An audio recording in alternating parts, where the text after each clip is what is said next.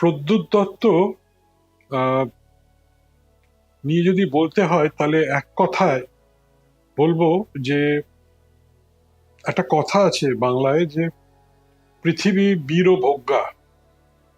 উনি একজন প্রকৃত বীর ছিলেন এবং আহ, সারা জীবনে উনি যা যা করেছেন বীরের মতো করেছেন। এবং ওনার যে অদম্য সাহস আহ, এবং ওনার যে আহ, কঠিন পরিশ্রম করার ক্ষমতা এবং সফল হওয়ার ঐকান্তিক ইচ্ছে আহ, আমাকে প্রেরণা জুগিয়েছে এবং আমাকে উদ্বুদ্ধ করেছে জীবনে সফল হতে। 80-র দশকের শুরুর দিকে আহ, জজ টেলিগ্রাফের অবস্থাটা আহ, খুব সঙ্গীন হয়ে ওঠে। ব্যবসায়িক অবস্থা, ক্লাবের কথা বলছি না, দ্য জজ টেলিগ্রাফ ট্রেনিং ইনস্টিটিউটের অবস্থা। সেই সময় উনি যেভাবে, কারণ তখন কিছু ইউনিয়ন তৈরি হয় এবং একটা ন্যাশনালাইজ করার একটা মুভমেন্ট তৈরি হয় স্টাফেদের মধ্যে। সেই সময় উনি যেভাবে ওনার সাহসিকতা দেখিয়েছিলেন, যেভাবে উনি শক্ত হাতে ধরেছিলেন হাল, যেভাবে উনি শক্ত হাতে জজ টেলিগ্রাফ ট্রেনিং ইনস্টিটিউটকে পরিচালনা করেছিলেন, তখন আমি ওনার সঙ্গী ছিলাম। এবং মানে আমি তো এরকম বীর পুরুষ আর পাইনি। এবং বলতে বলতে আমি আবেগপ্রবণ হয়ে পড়ছি যে উনি যেভাবে জজ টেলিগ্রাফ ট্রেনিং ইনস্টিটিউটকে তখন ওই বিপদ থেকে বাঁচিয়েছিলেন, প্রতিষ্ঠিত করেছিলেন, এবং তারপরে উনি যেভাবে দক্ষতার সাথে জজ টেলিগ্রাফ ট্রেনিং ইনস্টিটিউট পরিচালনা করেছিলেন। এবং ওনার সাথে আমি যে এই জজ টেলিগ্রাফ যে গ্রুপ, এখন শুধু দ্য ইনস্টিটিউট নয়, তা ছাড়াও আরো 20টা ভার্টিক্যাল আছে, বিভিন্ন দিকে জজ টেলিগ্রাফ ছড়িয়ে পড়েছে। সারা ভারতবর্ষে এখন জজ টেলিগ্রাফ, এই যে জায়গায় আমরা নিয়ে যেতে পেরেছি, সেখানে তখন কিন্তু আমি ওনার কাছ থেকে শিখেছিলাম। তখন কিন্তু উনি আমাকে প্রতিদিন শেখাতেন কিভাবে জজ টেলিগ্রাফ পরিচালনা করতে হয়। এবং এই যে জজ টেলিগ্রাফে ওনার যে অবদান, জজ টেলিগ্রাফকে সেই সময় পুনর্জন্ম দেওয়া, এটার জন্য আমি মনে করি যে শুধুমাত্র রেজিস্টার পদটা খালি রাখার ব্যাপার দিয়ে ওনাকে সম্মান জানানো এটা যথেষ্ট নয়। আমার মনে হয় জজ টেলিগ্রাফের যে মেন ক্যাম্পাস, যেটা 100 বছরের অধিক তার বয়স, যেটা শিয়ালদায় অবস্থিত, সেখানে ওনার একটা স্ট্যাচু হওয়া উচিত, অন্তত হাফ বা স্ট্যাচু হওয়া উচিত, যদি ওনাকে সম্মান জানাতে হয়। এবং আমরা যেভাবে জজ টেলিগ্রাফকে এগিয়ে নিয়ে চলেছি, এবং ওনার সুযোগ্য যারা পুত্র অনির্বাণ দত্ত এবং অনিন্দ দত্ত যেভাবে কাজ করছে একজন আইএফের জন্য, একজন জজ টেলিগ্রাফের জন্য, আমার আমার তো মনে হয় যে এই যেভাবে আমরা জজ টেলিগ্রাফের প্রচার করছি, যেভাবে জজ টেলিগ্রাফের উন্নয়ন করছি, যেভাবে জজ টেলিগ্রাফের উন্নতি আমরা করছি, এবং জজ টেলিগ্রাফ যেভাবে বেড়ে চলেছে বিভিন্ন শাখায় এবং বিভিন্নভাবে শিক্ষাক্ষেত্রের বিভিন্ন দিকে জজ টেলিগ্রাফ নতুন নতুন ইনস্টিটিউট করছে এবং সেগুলো সারা ভারতবর্ষে জুড়ে হচ্ছে, আমার মনে হয় ওনাকে প্রকৃতভাবে আমরা সম্মান জ্ঞাপন করছি, শ্রদ্ধা জানাচ্ছি। আমরা যখন কোনো আইএফ এর সচিব, এমনকি আমি যখন নিজে আইএফ এর সচিব ছিলাম, বা যে কোনো আইএফ এর সচিবের তার পারফরমেন্স নিয়ে, তার গুণগত মান নিয়ে আমরা বিচার করি, তখন তুলনা করি প্রদ্যুৎ দত্তর সাথে। কারণ প্রদ্যুৎ দত্ত যেসব কাজ করে গেছেন, যেভাবে কাজ করে গেছেন বাংলার ফুটবলের জন্য, সেটা একটা ইয়ার্ডস্টিক হয়ে গেছে। সেটা একটা মানে সেটাকে নিদর্শন করে, সেটাকে উপমা দিয়ে অন্যদের কাজকে আমরা বিচার করি, অন্যদের কাজের মানটাকে আমরা বুঝতে পারি বা তুলনা করি। সময়ের আগে এই জন্য প্রদ্যুৎ দত্ত ভেবেছিলেন যে, কারণ উমেন্স ফুটবল বাংলায় উনি প্রথম শুরু করেন, নার্সারি ফুটবল উনি প্রথম শুরু করেন। এবং এই যে ফুটবলের উন্নয়ন, তাতে নার্সারি ফুটবলের যে কতটা প্রয়োজনীয়তা, এবং আমরা জানি যে একটা ফুটবলের উন্নয়ন হয় থ্রু কম্পিটিশন, এবং এই যে নার্সারি ফুটবল লিগ উনি চালু করে গেছিলেন, সেই জন্য বাংলায় যারা প্রতিভাবান খেলোয়াড়, যারা শিশু খেলোয়াড়, যারা জুনিয়র খেলোয়াড়, তারা কিন্তু এই নার্সারি লিগ থেকে ফুটবলের মূল স্রোতে আসতে পেরেছে। এবং শুধু তাই নয়, মহিলা ফুটবল যে এখন এত পপুলার, এত জনপ্রিয়, এটা কিন্তু হতে পেরেছে তখন মহিলা ফুটবল শুরু করেছিল বলে। এখন মহিলা ফুটবলে প্রায় 30টার ওপর, প্রায় 28টা না 30টা ক্লাব খেলে। তো যেটা, এবং সেই সংখ্যাটা দিনে দিনে বাড়ছে, প্রতি বছর বাড়ছে, যেটা উনি শুরু করেছিলেন। এবং মহিলা ফুটবল সারা ভারতবর্ষে তারপরে জনপ্রিয় হয়েছে ঠিকই, কিন্তু শুরু করেছিলেন কিন্তু পশ্চিমবঙ্গে প্রদ্যুৎ দত্ত। ছোট কাকা যখন আইএফএর সচিব হয়, তখন আমি কলেজে পড়ি, এবং সুতরাং আমি তখন খুব ছোট নয়, এখনকার থেকে অনেক ছোট, কিন্তু খুব ছোট নয়, কলেজে পড়ি। এবং ছোট কাকা ছিল আমার বেস্ট ফ্রেন্ড বলা যেতে পারে। যদিও কাকা, কিন্তু বন্ধুর মতো মিশতো আমার সাথে, প্রায়ই ওনার কাছে যেতাম আড্ডা মারতে, এবং ওনার ব্যক্তিত্ব আমাকে চুম্বকের মতো টানতো, এবং অপেক্ষা করে থাকতাম কতক্ষণে ওনার কাছে পৌঁছবো রোজ। এবং ওনার সাথে যে সকল আলোচনা হতো, কথাবার্তা হতো, এবং ওনার ওখানে যা যা কার্যকলাপ হতো, সেইগুলো যখন চাক্ষুষ করতাম, শুনতাম, অনেক কিছু শিখতাম।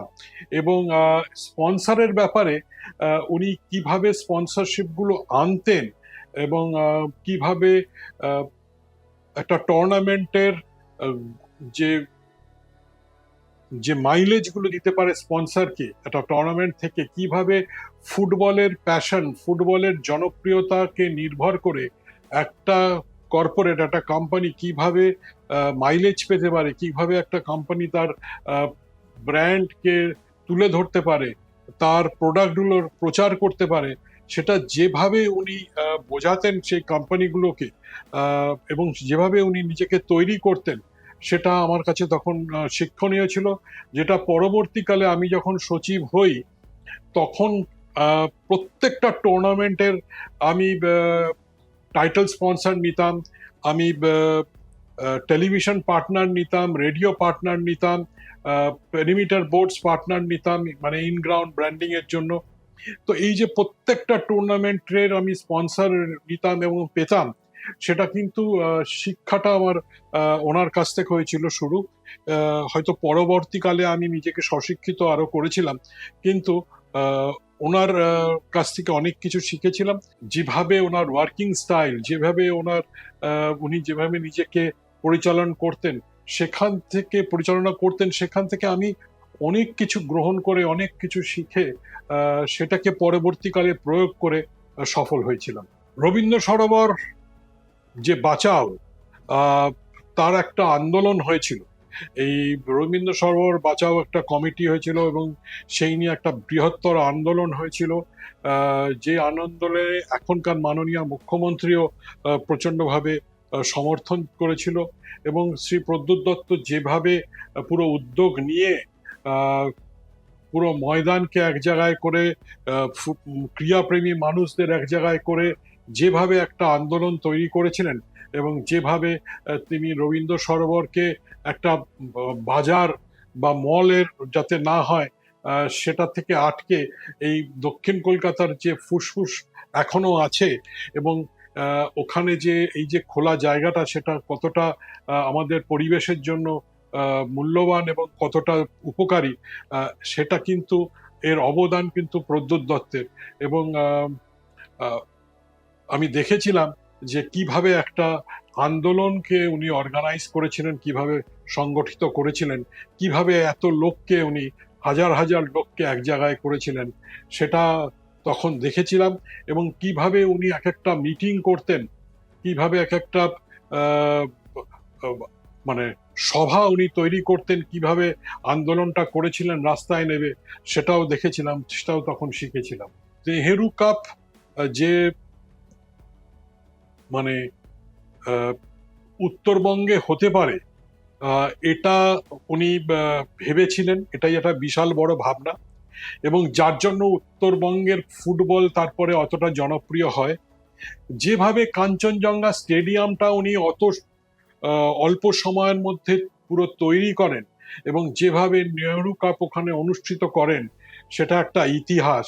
এবং যে সংগ্রামটা উনি লড়েছিলেন ওখানে এই নেহেরু কাপ করার জন্য, যেভাবে উনি নিজেকে নিয়োজিত করেছিলেন, যেভাবে পুরো ফুটবল প্রেমীদের নিয়ে উনি এবং আইএফএর ওনার সব সহকারী যোদ্ধাদের নিয়ে যেভাবে উনি লড়াই লড়ে ওখানে নেহেরু কাপটাকে অনুষ্ঠিত করেছিলেন এবং কাঞ্চনজঙ্ঘা স্টেডিয়াম তৈরি হয়েছিল, সেটা কিন্তু একটা স্মরণীয় ইতিহাস, যেটা বাংলার ফুটবলের ইতিহাসে স্বর্ণাক্ষরে লেখা থাকবে। এবং সেটা প্রচন্ড একটা সফল নেহেরু কাপ হয়েছিল, যেটা উত্তরবঙ্গের মানুষ আমার মনে হয় কোনোদিনও ভুলবে না, যারা চাক্ষুষ করেছে। উনি একজন আমার কাছে তো একজন আদর্শ পুরুষ ছিলেন। তার কারণ হচ্ছে, যখন বাড়িতে ওনার সাথে মিশতাম তখন একরকম ব্যবহার, যখন অফিসে মিশতাম, যখন উনি ফুটবল সচিব হিসেবে ওনার সাথে ওনার কার্যকলাপ দেখতাম, কথাবার্তা শুনতাম, তখন একদম একটা অন্য মানুষ, তার ব্যক্তিত্বই আলাদা। এবং এই বাড়ির ছোট কাকা আর অফিসে বা আইএফএ অফিসে বা নিজের অফিসে আইএফএর সচিব প্রদ্যুৎ দত্ত বা দ্য জজ টেলিগ্রাফ ট্রেনিং ইনস্টিটিউটের রেজিস্ট্রার প্রদ্যুৎ দত্ত, দুটো কিন্তু আলাদা ব্যক্তি। বাড়িতে যেরকম উনি প্রচন্ড স্নেহ করতেন, প্রচন্ড যত্ন করতেন, ভালো ভালো বিভিন্ন গল্প বলতেন নিজের ব্যক্তিগত জীবন থেকে, ব্যক্তিগত অভিজ্ঞতা থেকে। আবার যখন উনি কাজের অফিসে বসতেন, একদম অন্য মানুষ। এবং তখন ওনার ব্যক্তিত্ব, ওনার দাপট, ওনার সাহসিকতা, ওনার পরিচালন করার ক্ষমতা, সেটা একদম আলাদা ছিল। এবং দেখতাম যে একটা পার্সোনালিটি কিভাবে চেঞ্জ হয় এবং একটা পার্সোনালিটি কিভাবে নিজেকে ইম্পোজ করে, কিভাবে দাপটের সঙ্গে কিভাবে গুছিয়ে কাজ করতে হয়, সেটা আমি শিখতাম ওনার কাছ থেকে। শুধু দেখতাম না, শিখতামও, যে কি করে এক একটা টুর্নামেন্ট, কি করে এক একটা ইভেন্ট, কি করে ফুটবলের উন্নয়ন করতে হয়, সেটা কিভাবে সংগঠিত করতে হয়, সেগুলো শিখতাম। আবার মানুষ হিসেবে কিভাবে গড়ে উঠব, সেটা উনি যেভাবে আমাকে শেখাতেন বিভিন্ন গল্পের মাধ্যমে, বিভিন্ন আলোচনা এবং আড্ডার মাধ্যমে, সেটা আবার আরেকটা ছোট কাকাকে আমরা পেতাম, যেখানে উনি হয়তো সিনেমার গল্প বলছেন, ছোটবেলার গল্প বলছেন, কিভাবে উনি ফুটবল প্রেমী হলেন তার গল্প বলছেন, কতটা ফুটবল প্রেমী ছিলেন সেটার গল্প বলছেন। এবং সেখানে উনি গান গাইছেন। ছোট কাকা গান গাইতে ভালোবাসতো, আমি একের পর এক গান গাইতো, বিশেষ করে মোহাম্মদ রফির গান গাইতেন উনি, সেসব আমার মনে আছে। এবং বিভিন্ন পরিকল্পনাগুলো যখন উনি আলোচনা করতেন, যে আগামী দিনে কি করবেন, বা ময়দানের জন্য ওনার যে ময়দানে ওনার দল, যেটা এখনো আমরা নিয়ে চলেছি, এবং আমাদের সাথে এখনো সেই দলটা আছে, সেই দলটার পরিচালনার ব্যাপারে ওনার কি কি পরিকল্পনা, আইএফএর সংগঠনের ব্যাপারে কি কি পরিকল্পনা, আইএফএর প্রশাসনের ব্যাপারে ওনার কি কি পরিকল্পনা, সেইগুলো যখন জানতাম, এবং সেগুলো অনেক সময় আগাম জানতে পারতাম সবাই জানার আগে, প্রচন্ড ইন্টারেস্ট পেতাম, প্রচন্ডভাবে ভালো লাগতো। এবং সেখান থেকেই কিন্তু আমার এই ফুটবলের প্রতি, ফুটবল প্রশাসনের প্রতি ভালোবাসা এবং আগ্রহ জন্মায়। এবং যার জন্য পরবর্তীকালে অন্য কিছু না ভেবে আমি আইএফএর প্রশাসনে আসি। আমার মনে হয় কাঞ্চনজঙ্ঘা স্টেডিয়াম যদি প্রদ্যুৎ দত্তর নামে নামাঙ্কিত হয়, তাহলে ওনার প্রতি সারা পশ্চিমবঙ্গের ফুটবল প্রেমীদের সঠিকভাবে সম্মান জ্ঞাপন করা হবে।